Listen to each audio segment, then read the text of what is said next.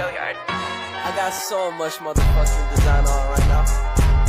Break it down, bring it back, make it clap. I got 3 old thoughts, new block, where that thing. Bitches on my line, and you know. Assalamualaikum warahmatullahi wabarakatuh. Perkenalkan, nama saya Fatma Ahmad, kelas C5 Prodi PGSD. Baiklah, pada video kali ini saya akan menjelaskan materi terkait tentang yang pertama, yaitu tentang strategi pembelajaran. Nah, apa yang dimaksud dengan strategi pembelajaran? Strategi pembelajaran merupakan rencana tindakan termasuk penggunaan metode dan pemanfaatan berbagai sumber daya atau kekuatan dalam pembelajaran yang disusun untuk mencapai tujuan pembelajaran tertentu. Nah, yang berikutnya, kenapa seorang guru harus tahu hakikat strategi pembelajaran? Nah, dengan menguasai hakikat dan konsep dasar tentang belajar, diharapkan guru mampu menerapkannya dalam kegiatan pembelajaran. Karena fungsi utama pembelajaran adalah memfasilitasi tumbuh dan berkembangnya belajar dalam diri peserta didik. Yang kedua yaitu tentang materi strategi pembelajaran berorientasi standar proses.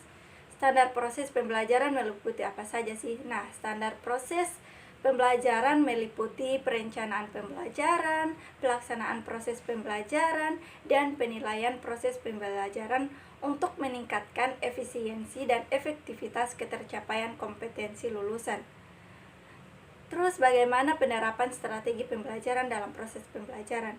Nah, salah satu dari strategi tersebut adalah penerapan strategi pembelajaran aktif atau active learning strategi, yaitu belajar dengan menggunakan otak, mempelajari gagasan, memecahkan berbagai masalah, dan menerapkan apa yang dipelajari.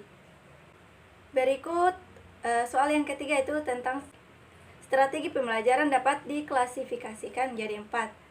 Apa saja sih? Yang pertama itu strategi pembelajaran langsung, strategi pembelajaran tak langsung, interaktif mandiri melalui pengalaman atau eksperimental. Nah, berikutnya, apa faktor yang menjadi penentu pemilihan strategi pembelajaran?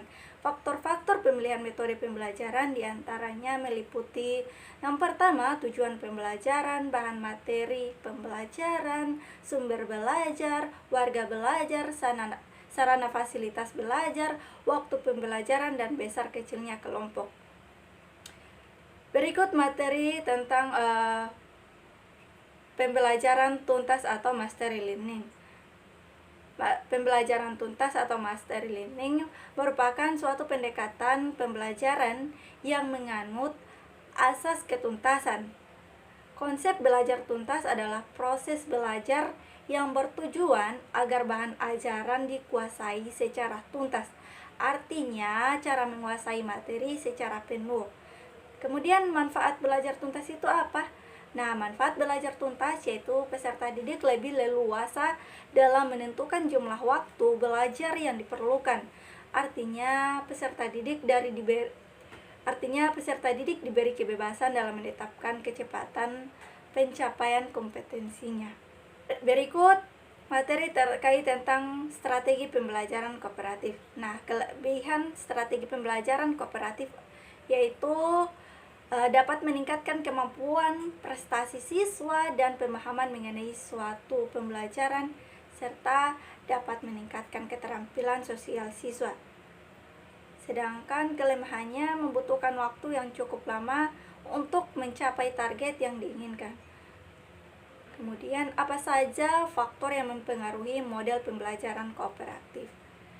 Faktor yang mempengaruhi penerapan strategi pembelajaran kooperatif antara lain faktor guru, meliputi persiapan guru, penguasaan materi, serta kemampuan mengaplikasikan strategi pembelajaran. Kooperatif faktor siswa meliputi latar belakang siswa, sikap siswa, dan interaksi antara siswa.